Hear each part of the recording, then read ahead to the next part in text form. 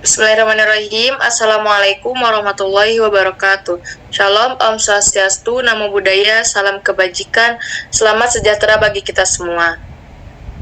Yang terhormat kepada Ibu Apoteker Maya Arfania, MSc, selaku dosen pengampu mata kuliah ini, dan kepada rekan-rekan yang kami cintai dan kami banggakan. Kami dari kelompok gagal ginjal kronik izin mempresentasikan presentasi kami. Adapun anggota kelompok kami yaitu Firda Nur Aziza, saya sendiri, Zara Adisti Rahma, dan Zara Khairunisa. Adapun materi yang pertama akan dipresentasikan oleh Zara Khairunisa. Kepada Zara Khairunisa dipersilahkan. Baik, terima kasih. Pengertian gagal ginjal kronik adalah suatu keadaan penurunan fungsi ginjal secara mendadak. Gagal ginjal terjadi ketika ginjal tidak mampu mengangkut sampah metabolik tubuh atau melakukan fungsi regulernya. Suatu bahan yang biasanya dieliminasi di urin menumpuk dalam cairan tubuh akibat gangguan ekskresi renal dan menyebabkan gangguan fungsi endokrin dan metabolik, cairan elektrolit, serta asam basa. Gagal ginjal dapat bersifat akut dan kronik. Next. Penyebab gagal ginjal kronik diantaranya yaitu hipertensi. Pembuluh darah akan mengalami vasokonstriksi dan terjadi obstruksi pada pembuluh darah. Obstruksi yang terjadi pada arteri dan arteriol ini akan menyebabkan kerusakan glomerulus dan atrofi tubulus, sehingga nefron mengalami kerusakan yang menyebabkan terjadinya gagal ginjal kronik. Yang kedua, diabetes mellitus. Diabetes mellitus dapat menyebabkan gagal ginjal kronik, akibatnya hiperglikemi yang menimbulkan kelainan glomerulus. Yang ketiga, obesitas. Obesitas meningkatkan inflamasi kronik dan meningkatnya stres oksidatif yang menyerang jaringan. Dampaknya terjadi peregangan dinding kapiler glomerulus dan stres podosit. Next. Adapun tanda-tanda kerusakan ginjal diantaranya yaitu adanya protein pada urin, adanya darah pada urin, kenaikan kadar ureum pada darah. Ureum dihasilkan sebagai produk akhir metabolisme protein yang dieskresikan melalui ginjal. Kadar ureum yang tinggi dalam darah dapat menyebabkan meningkatnya morbiditas.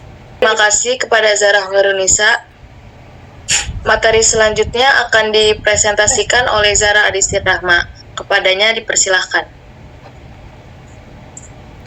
Baik, terima kasih kepada moderator. Di sini saya akan menjelaskan slide selanjutnya mengenai pencegahan penyakit gagal ginjal kronik. Menurut Kemenkes, pencegahan penyakit ini dapat dilakukan dengan rajin beraktivitas fisik dan berolahraga agar badan tetap bugar, menjaga kadar gula darah tetap normal, menjaga tekanan darah tetap normal, menjaga berat badan ideal, minum air putih 8-10 gelas per hari, tidak merokok, periksa fungsi ginjal secara berkala, tidak konsumsi obat anti nyeri dalam jangka panjang tanpa anjuran dokter. Selanjutnya yaitu studi kasus penyakit gagal ginjal kronik. Diketahui diagnosis pasien dengan riwayat penyakit dahulu hipertensi adalah gagal ginjal kronik stage 5 dengan dispenia, edema paru, hipokalsemia, hiponatremia, dan hiperkalemia. Selanjutnya yaitu analisa umum pasien. Subjektif, pasien sesak nafas selama 1 minggu, dada rasa berdebar, demam, dan BAB encer.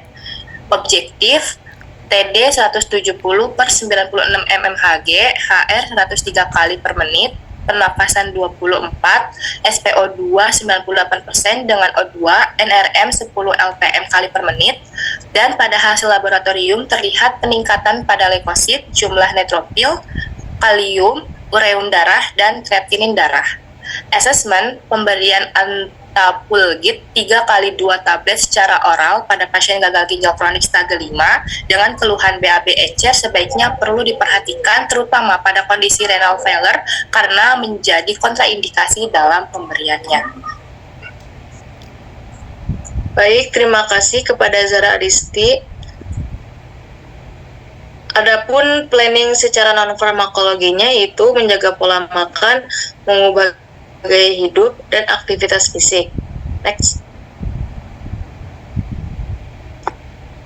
Adapun terapi secara farmakologi dapat diberikan obat antihipertensi seperti beta blocker dan diuretik, obat pengikat fosfat, obat penurun kalium, eritropoietin, dan suplemen kalsium dan vitamin D.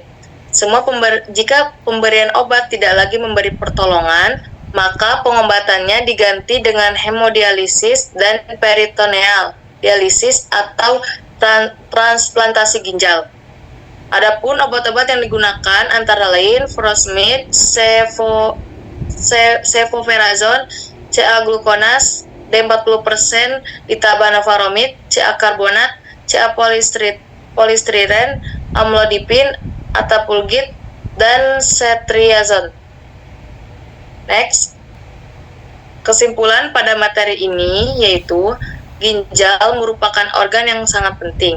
Penyebab gagal ginjal kronik yaitu penyakit jangka panjang seperti diabetes, hipertensi, obstruksi saluran kemih, penyakit autoimun.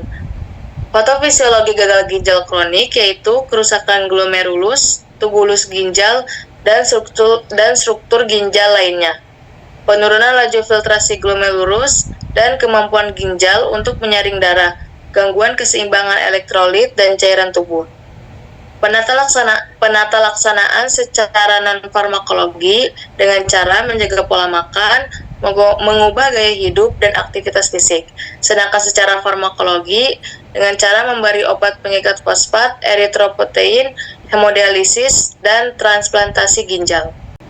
Baiklah, selesai sudah presentasi kami kali ini. Mohon maaf bila jika ada kesalahan.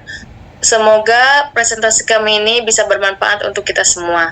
Terima kasih. Wassalamualaikum warahmatullahi wabarakatuh.